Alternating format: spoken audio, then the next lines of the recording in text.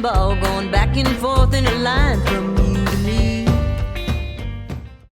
See, this is the thing, Mark. This is the thing, Marcus. And this is the fundamental point. This was the event of the century. Apollo 11 was supposedly the event of the century. Apollo 12, 13, 14, 15 doesn't have the impact. Apollo 11 was. And you would think that NASA would have prepared for this moment and to have the utmost clarity. And they proved that they have that technology. I mean, they've had that technology back then even to make that a lot more clear than they did. This was done on purpose. This was done purposely, as you said. And the other thing is that, yeah, they already degraded the video. And then, of course, by having the television cameras film it right off the screen, it's just further, it was an insurance policy to further degrade the film more so as we can't see what's going on. The other point too that you make, and it's very interesting regarding the backpack, I guess the proponents are not prepared to accept the fact that there was nothing in the backpacks. That's the only way they're going to be able to stand upright. Yeah, because most of the films you see the astronauts walking around more or less upright. Yeah. Not as if they're carrying their own weight on their back, in which case they'd need to lean forward. I mean, most people who go hiking will put a rucksack on, and if it's quite heavy, they will know that they have to lean forward to maintain their balance. It's not rocket science, this, it's physics. And you can demonstrate it with physics as well. So if the proponents object to what we're saying, and they probably will, they say we're uninformed, we're just trying to make problems, explain why what we have said is wrong. Come on, exactly. It can't be difficult. You know, you obviously have studied Apollo as much as we have, you know, in my case over 30 years, but that's not by neither here nor there. We've studied it. We know what we're talking about. And what we're talking about is you've written in your books. 3 books you've written. You know, why would you do it if this was real? You wouldn't bother. You'd find much better things to do. You've written and 3 with this books. Goes, of course. Sorry, go ahead. I mean, you've written 3 books on this subject in the last, 6, 7 years? 5 years, yeah. In the last 5 years. I mean, that takes some effort.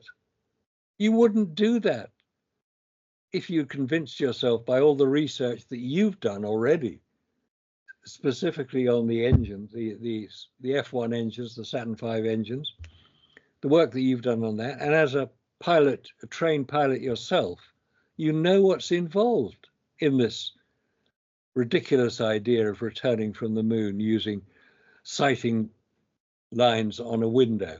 I mean, that is, I mean, when you saw that, I know that you were convinced that there was a real problem to be investigated. That's why you've written thousands of pages of book, because you're convinced. What really got me into it. Yeah, that's that one point you just mentioned about using the grid pattern, keeping the Earth within a grid pattern in the lunar optics when they were coming back on Apollo 13 was a giveaway for me. That really got me going on this.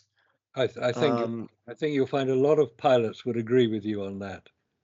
I definitely think so, because even though, I mean, I'm a general aviation pilot, so I don't have the experience of flying over oceans, but I'm a general aviation pilot. Navigation is navigation, and we use the same basic techniques in general aviation. And now we've actually got into incorporating the same technology, navigational technology that the airlines are using, but it's the same basic technology, right? And to be flying, you cannot do precision flying by using visual reference. It's just not going to work, right? You can get from A to B using visual references, but that's, you know, if you're flying at 5,000 feet and you have lots of landmarks, okay? So you can, you know, and that's all marked out on an aerial map, especially designed for pilots. So you can do that. But when you're in space, you have no aerial maps. You have dark and dark and dark and dark. You have space. So flying visually, coming back from the moon to the Earth, to me, it's just not possible. And that for me got me on my adventure with this. And you're right. And regarding the other proponents that are, sorry, in our community that have written books on this, Jared White now has a book coming out, I believe. Yeah. We didn't just get up one morning, yourself, you and Trevor, of course. Trevor's written a few books. Yeah. We didn't just get up one morning and say, oh, the Apollo moon missions are a hoax, I'm going to write a book on this. We knew that when we got into this, that there was going to be a lot of abuse coming our way. I'm not whining about it. It's a fact. It's unfortunate, but there's a lot of abuse that comes our way. And nobody decides to do that for a living. I mean, I'm not doing this for a living. This is for a hobby, but nobody decides to wake up one morning, hell, I'm going to write a book and I'm going to enjoy the abuse. That's not a decision people make very lightly. So yeah. It's definitely a point to be taken. I don't know how much time you have. I have a time. I'd like to just, you're good? Okay, so we have about 20 minutes then. I'd like to finish off with chapter 8. And if we get to chapter 9, good. Not, we'll get it the next time. But chapter 8, I only have one point in chapter 8. And your chapter here is called the Kubrick horizontal. And I just highlighted the very first paragraph, page 67 here, because I'd like you to expand on that and what do you mean by the Kubrick horizontal that we see in all of the Apollo moon footage. So it's an important point. Now, we're not going to show the visual here. Robert will when he edits these videos, but you can go online and just watch any of the Apollo videos and you'll see exactly what Marcus Allen is talking about here. So Marcus, let me read the first paragraph. Okay.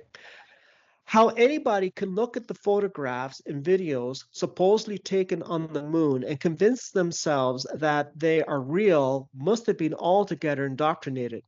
Naturally, nobody knows what the lunar landscape looks like at close quarters, but one thing of which we can be reasonably sure of, it does not look at all like NASA portrayed it. Now, from that point on, you get into the Kubrick horizontal. I'm going to hold up a photo here, a couple of photos here for the reader here. Now, I'm looking at this particular photo right here. Okay, so if I got the camera on it there, and you've drawn a line, you see it, right? So you've drawn a line across that photo. Yeah. And I just want if you could briefly explain what that line is about and what that means for people who are watching it. And that, by the way, that photo was from Apollo 17. Yeah, okay. The definition of a Kubrick horizontal, it refers to Stanley Kubrick, the great film director of 2001: A Space Odyssey and other films. Just to emphasize the point, Stanley Kubrick had nothing to do with faking any of these films. The reference to Kubrick and horizontal is his use of front screen projection, which was recently developed just before he filmed 2001: A Space Odyssey.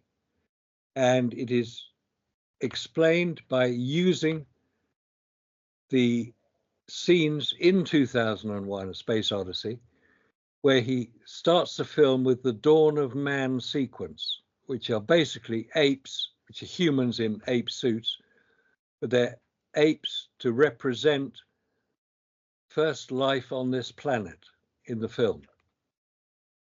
The apes are real, they're real people, and they're acting in a film studio in Boreham Wood, which is in the UK, fairly near where Kubrick himself lived at that time. The scene behind the apes is Africa, and that was using a projected image which had been taken in Africa on Stanley Kubrick's insistence. Certain scenes were used. That scene in the film 2001 was projected onto a background, a projection screen background developed by the 3Ms company to have almost 95% reflectivity. It was made of little small reflecting balls of glass. Okay.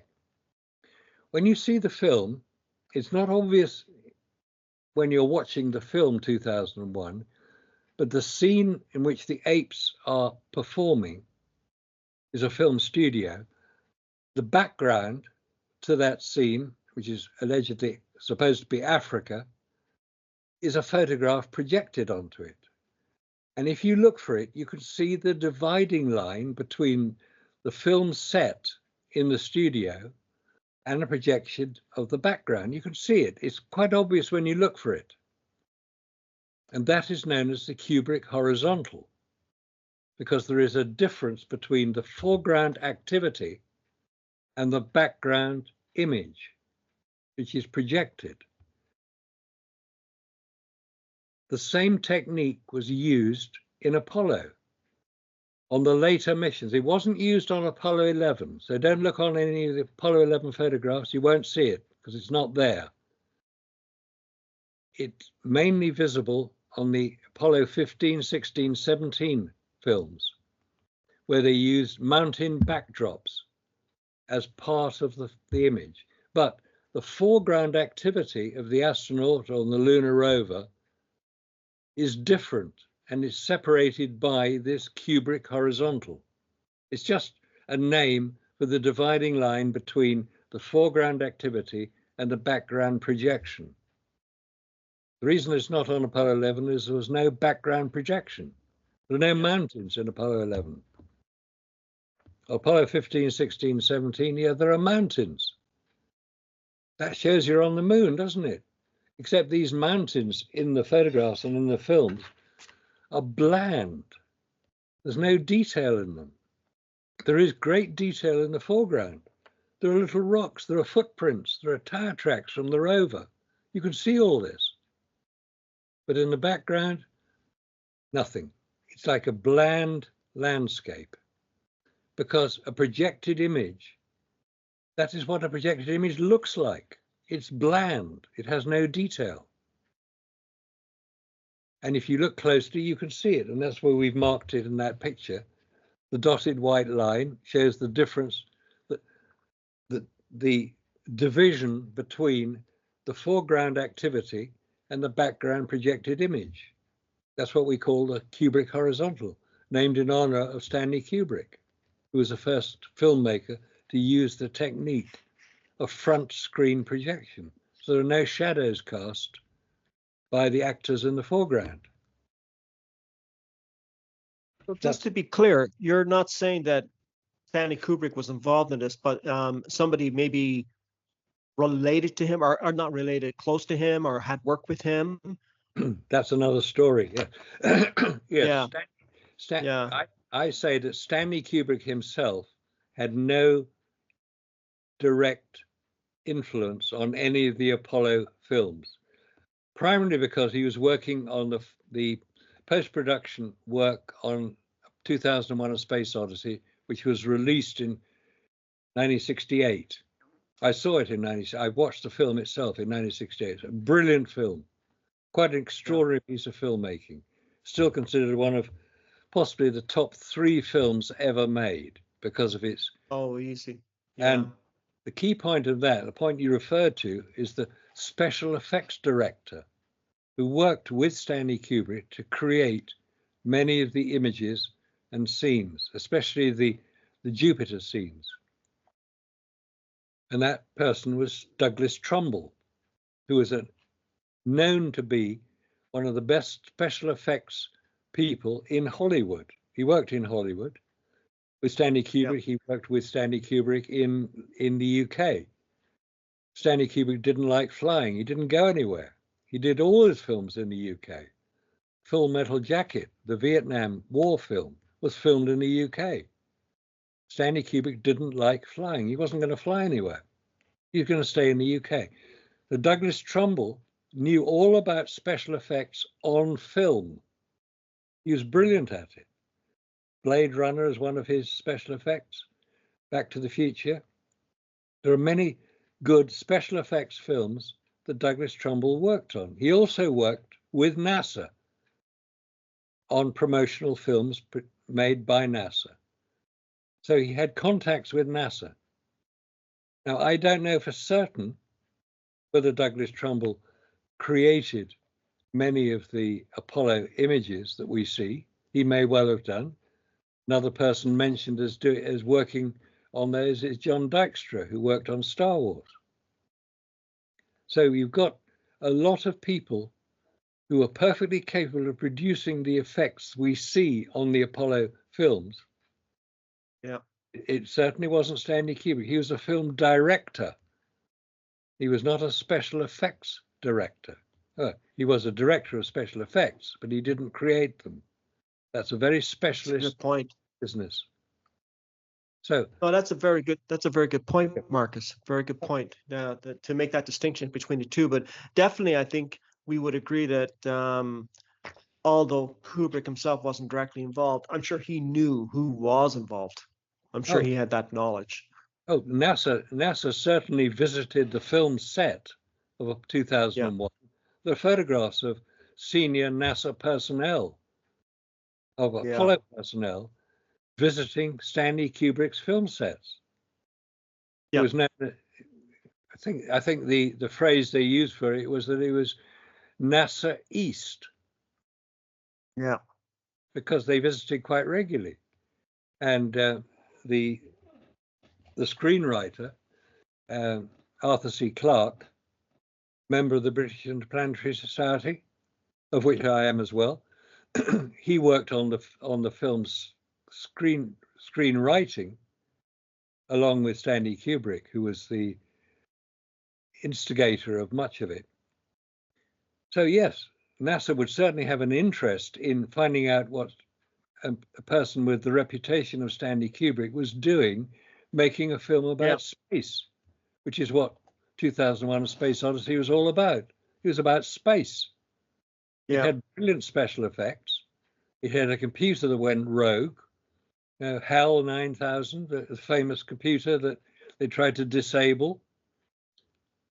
I cannot do that, Dave. Maybe that was good. Maybe Stanley Kubrick was more forward-thinking than people give him credit for. That he saw computers taking over and destroying humans. Yeah, a big AI. It's a big subject. It's at the forefront of our discussions today. So it's a very valid point. Yeah. Stanley Kubrick was an enigma. He had many layers to him.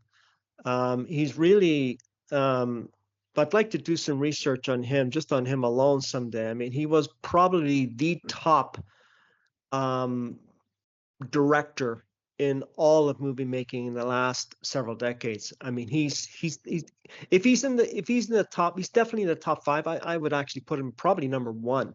And I would wonder too if he was privy to some classified photographic technology from the military. So I'm sure he had a close tie, and he certainly he certainly would be a wealth of information to go to for advice, but it was a good way to sort of, plausible deniability, keep him out of this, because he would be the most obvious choice for NASA, and it would lead people down the wrong road to get them away from who was really involved, right? But definitely Stanley Kubrick, he factors into this. Just his work alone with Dr. Strangelove and the B-52 scenes. He was denied access by the military at that time. Good point. What he did was he took photos from Life magazine and other magazines and science magazines, as many photos he could get on the B-52 and in the interior, especially the flight deck. And he came within 98% of accuracy. He was so accurate with developing the scenes in that movie. That's when he was contacted by the military. Yeah, because he came so close. I mean, he was definitely a genius filmmaker, to say the least. And his work, I think, his work with 2001: A Space Odyssey is still being analyzed today, not only for its photographic film expertise, but its content. Yeah. You know, it's still being debated to this day. So it's really good. Marcus, we finished up to chapter 8. We're going to leave it there. I don't want to get into chapter 9 now. I won't have time, but it's a good place to leave it. Yeah. We covered, see, this is the thing. We covered so much ground just in the chapters that we had discussed. And we only talked about 2 points from your book. And that gives you an idea, folks, of what's involved in this book, the information that's in this book. When I read this information, it's very, and I'm reading it for the second or third time myself here. When I read it, it's packed full of information to the point where both Marcus Allen and Trevor Weaver have done all the heavy lifting for you. They get into some math in here, but they spell it out. They spell it out, and they use that as examples in terms of what they're talking about. So we're almost halfway through the book, and look at and I'd say we're going to make, excuse me, probably several more videos just to get through this, just talking about 2 points from each chapter. Yeah. Right. So we're in no hurry. Yeah, we will definitely cover that ground over the next 3-4 months. Yeah. Definitely we'll get to the end on that. And so we're anything before we wrap up, Marcus, is there anything else you would like to add? Just to say thank you very much to you, Randy, for your enthusiasm about this particular project. And I think you've discovered yourself, as many people who get involved with Apollo trying to dissect it, is that it's almost it's a lifetime's work.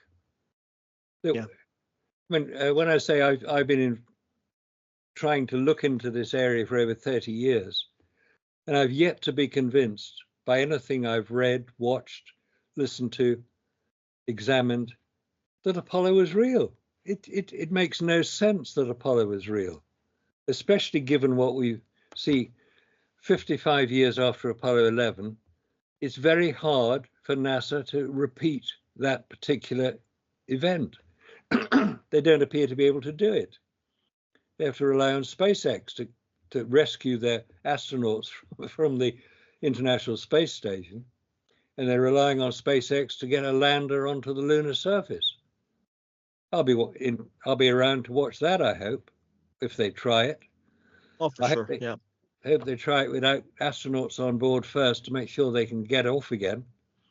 But it's a fascinating subject because as we've examined just in the chapters we've looked at today and the previous ones we've done, there's so much other stuff that comes up. Now, if somebody comes along and tells you that Apollo was fake, fiction, and a fraud, you're not going to believe it. I'm talking to the audience now.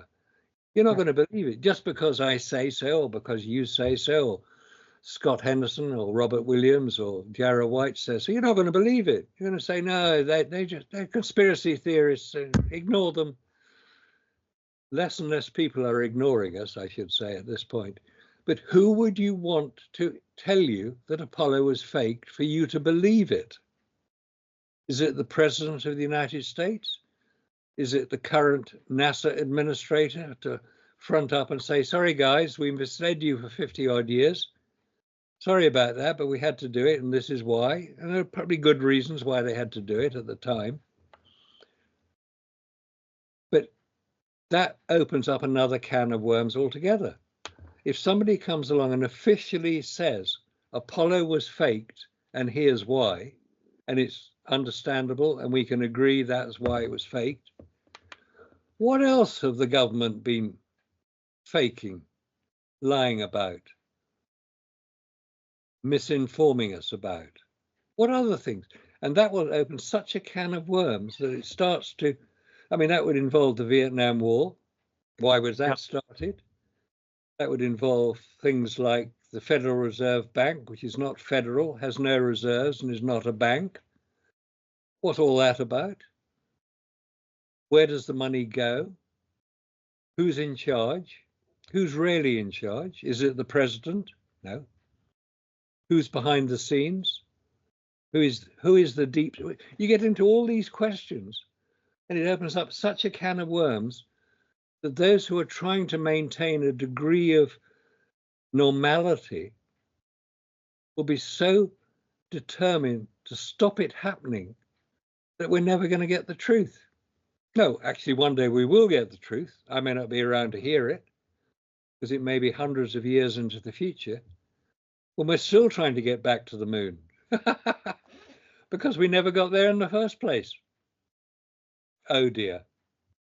No, and that's a very good point to end on, because I think people now, a lot more people, especially in the last 5 years, are a lot more people, and I mean a lot more people. I'm seeing it here in Canada. The anger I'm seeing with average people, I'm seeing anger in this country I've never seen before, and that's unusual for Canadians. We're seeing it down in the United States. I think we're seeing it over in the UK as well. And interesting enough, it's now rising in Australia. And I think what the last 5 years has done, and it's a good point that to end on, and just to expand a little bit more on what you just said here, is that we now have turned away from the mainstream media. We've turned away from politicians because we're not getting any truths. We'll never get any truths from them. And it doesn't matter what side you're on, whether it's left or right. Okay, I have no ideology here. We're not getting any truths from them. And I don't mean to insult people when I say this, but you really have to start thinking for yourself. So you know, in a court of law, the credibility of a witness is on their history of lying or not lying. That goes to credibility. It's the same with all governments. They lied about this. They lied about all the points you brought out of it. They lied about the JFK assassination. They lied about 9/11. They lied about everything, but they didn't lie about the Apollo moon missions. That was real. They didn't lie about that, but they lied about everything else. And there's trillions of dollars that have been spent on military clandestine operations as well as propaganda. In fact, trillions of dollars are missing from the Pentagon budget, trillions. But that's okay. They told the truth about the Apollo missions. And then when you factor in the occult aspect to the Apollo missions, and it's there, whether people want to admit it or not, it's there. The occult aspects of it. I wrote about that aspect of it in the first chapter of my second book. It is there, and it is a factor, and that's another thing that has to be taken into consideration when it comes to Apollo missions. So I just wanted to put that out there. Thank you, Marcus, for bringing that up, because that is an important point. But anyway, I really enjoyed this discussion today. I look forward to the next one.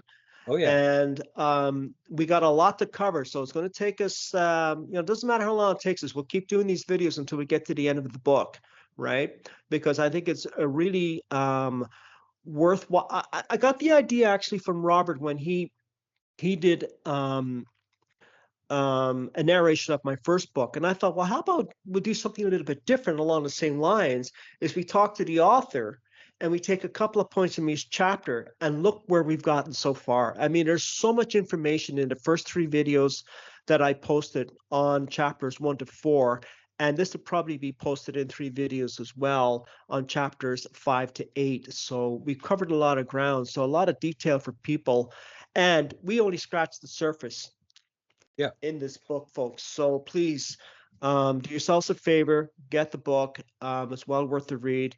And Marcus, once again, thank you. And I look forward to having this discussion again. And to all of you out there, thank you for watching. Please subscribe to my video. It does help the channel. And yes, leave comments. I do read your comments, and I try to respond to as many as possible. So until next time, we'll see you again in another video. Bye for now. Thank you very much.